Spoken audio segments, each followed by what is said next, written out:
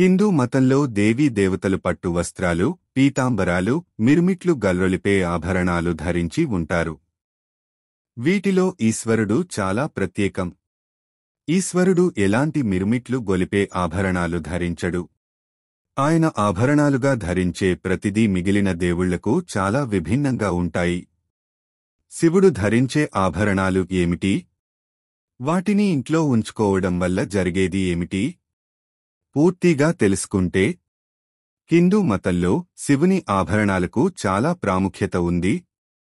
శివుని ఆభరణాలను ఇంట్లో ఉంచుకోవడం వల్ల ప్రయోజనాలే కాకుండా ఆయన ఆశీస్సులు కూడా లభిస్తాయట. ఎద్దు.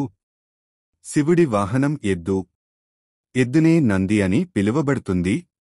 నంది ఎల్లప్పుడూ శివుడితోనే ఉంటుంది. శివుడు నందిపై స్వారీ చేయడం అంటే శివుడు ఎల్లప్పుడూ ధర్మంపై స్వారీ చేస్తాడని అర్థం. ఇంట్లో నంది విగ్రహాన్ని చిన్నగా ఉంచుకోవడం ద్వారా దుష్టశక్తి ఇంట్లోకి ఎప్పుడూ ప్రవేశించదని చెప్తారు. చంద్రుడు. చంద్రుడు మనస్సుకు, చల్లదనానికి సంబంధించినవాడు.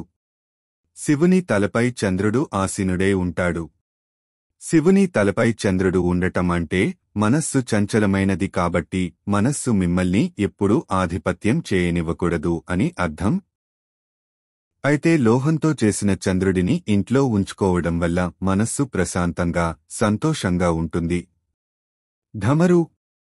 శివుడి చేతిలో ఢమరు ఉంటుంది. ఈ డమరు కూడా చాలా ప్రాముఖ్యతను కలిగి ఉంది. డమరు విశ్వాన్ని సూచిస్తుంది. డమరును ఇంట్లో ఉంచుకోవడం వల్ల విషయాలు ఎప్పుడూ అదుపు తప్పకుండా ఉంటాయట. త్రిశూలం.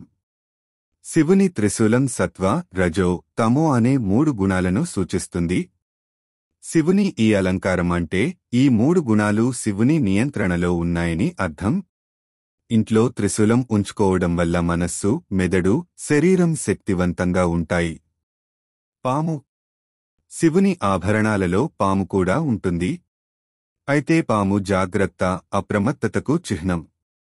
పామును ధరించడం ద్వారా శివుడు ఎల్లప్పుడూ అప్రమత్తంగా ఉంటాడని సందేశాన్ని ఇస్తాడు.